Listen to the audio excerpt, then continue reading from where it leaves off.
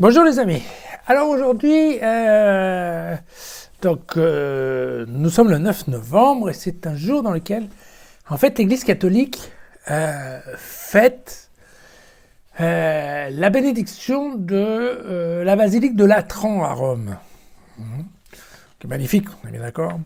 Et donc, en fait, elle nous trouve un évangile qui est à voir avec cet édifice grandiose qu'est la basilique de Latran. Elle a donc choisi aujourd'hui le chapitre 2 de l'évangile de Jean, les versets 13 à 22.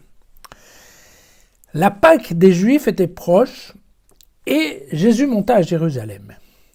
Il trouva dans le temple les marchands de bœufs, de brebis, de colombes, ainsi que les changeurs qui s'y étaient installés. Alors, s'étant fait un fouet avec des cordes, il les chassa tous du temple, et les brebis et les bœufs. Il dispersa la monnaie des changeurs, renversa leurs tables. Et il dit aux marchands de colombes, « ôtez tout cela d'ici et ne faites pas de la maison de mon père une maison de trafic. » Ses disciples se souvinrent qu'il est écrit, « Le zèle de ta maison me dévorera. » Mais les Juifs prirent la parole et lui dirent, « Mais quel signe nous montreras-tu pour agir de la sorte ?» Jésus leur répondit, « Détruisez ce temple et en 3 jours, je le relèverai. » Alors les Juifs lui dirent, « Dis donc, il a fallu 46 ans pour construire ce temple et toi, tu le relèverais en 3 jours ?» Mais lui parlait du temple de son corps. Aussi, lorsque Jésus se releva d'entre les morts, ses disciples se souvinrent qu'il avait parlé ainsi.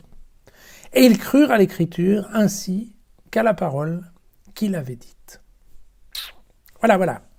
Donc nous retrouvons du Jean, une bonne mouture de Jean, et vous vous souvenez, dans Jean, l'important c'est ce qui n'est pas écrit.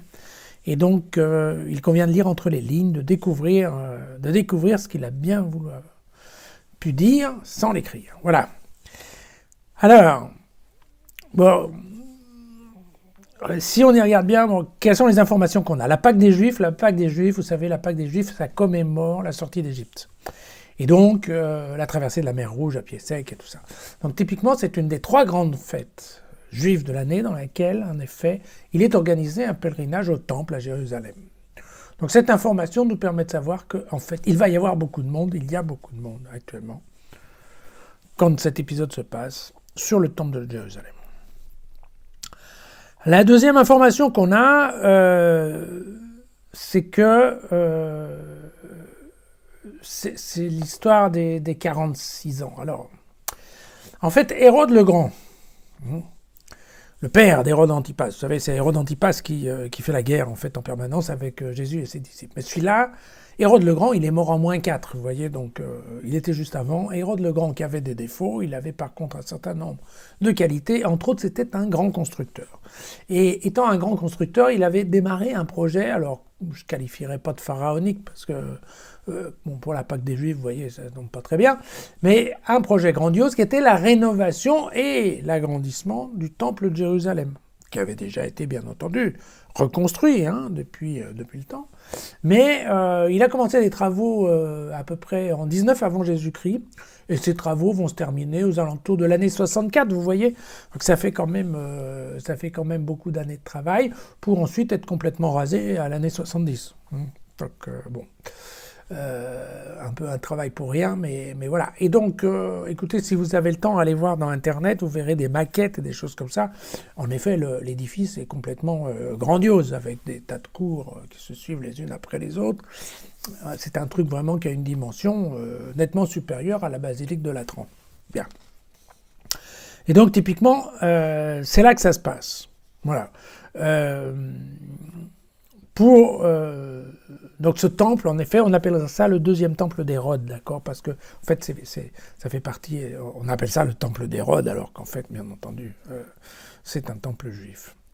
Alors, ce qui me paraît aussi important de savoir comme information préliminaire, c'est que donc, vous saviez que dans le temple, on faisait les sacrifices à Dieu, que ces sacrifices étaient fait à partir, alors en fonction de la taille, de la demande ou du pardon à demander, enfin bref, c'était donc des bœufs, des brebis et des colombes. Vous vous souvenez que Joseph et Marie n'avaient pas beaucoup d'argent et quand ils sont allés présenter Jésus au temple, ils avaient un couple de colombes. Eh bien, vous voyez, donc en effet, il y a des animaux à vendre dans les enceintes du temple pour être sacrifiés. Et évidemment, il faut acheter ces animaux, et pour acheter ces animaux, il faut de l'argent. Et comme l'argent de Rome, entre autres, est considéré comme un argent impur, eh bien, il y a des changeurs qui sont installés aussi dans l'enceinte du temple, ce qui fait que, en effet, les gens qui viennent visiter le temple pour y faire leur rite, eh bien, effectivement, commencent à payer avec de l'argent romain. Ils ont l'échange avec une ancienne monnaie juive qui, elle, est supposée être pure parce qu'elle ne quitte pas, en fait, le temple. Et donc, avec cet argent, vous allez acheter des animaux. Et donc, on voit bien que ça, l'économie commerciale, elle est là. On commence par changer l'argent, ensuite on achète les animaux se font tuer. Enfin bon. Voilà. D'autres informations. Le dernier paragraphe du livre du prophète Zacharie nous montre effectivement un monde absolument imaginaire dans lequel Dieu serait partout et dans lequel donc on pourrait se passer des différents intermédiaires pour accomplir les rites sacrificiels à Dieu. Et donc, en fait, les gens pourraient aller directement verser le sang des animaux dans les coupelles sans passer par les intermédiaires. Et donc, une des phrases, c'est « Il n'y aura plus de marchands dans les maisons du Seigneur ». Vous voyez ? Et puis, il y a un autre texte qui est le psaume 69 qui nous parle d'un fidèle qui est complètement découragé, fatigué, désespéré par la difficulté du service au temple, du service au culte, et il dit cette phrase assez bizarre « Le zèle de ta maison me dévorera ». Une phrase que Jean a repris et a remis dans son évangile. Alors, une fois qu'on a fait, je dirais, ces commentaires d'introduction, on remarquera aussi qu'en tout cas dans le texte de Jean, c'est pas tout à fait vrai dans les synoptiques, parce que les synoptiques traiteront les commerçants de brigands, mais dans ce cas-là, il n'y a pas vraiment de colère exprimée par Jean. C'est-à-dire, Jésus n'est pas forcément en colère après les marchands du temple. Voilà, il n'émet pas d'avis. La seule chose qu'il fait, c'est qu'il les chasse. Mais il ne dit pas que ce sont des voleurs. Il parle ici de trafic, mais le trafic n'est pas forcément un trafic malhonnête. C'est une activité commerciale qu'il ne veut pas voir dans le temple.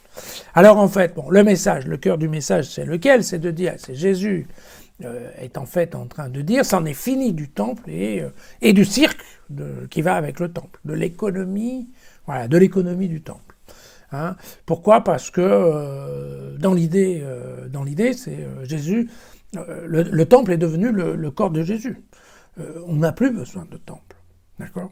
C'est le corps de Jésus sur la croix, et rapidement, ça va devenir, en effet, le temple va être uniquement l'endroit où on va retrouver Jésus.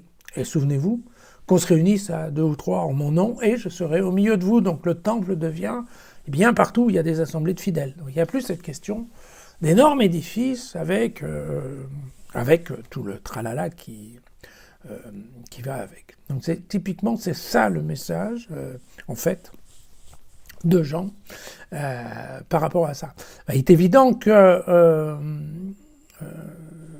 il y a une petite aussi, là, Jean, aucun des évangélistes ne peut éviter de balancer quelques piques aux Juifs. Et là, vous voyez que Jean se paye même le luxe de leur d'expliquer que, en fait, si le nouveau temple a été détruit, eh bien, c'est parce que, en fait, c'est la faute des Juifs.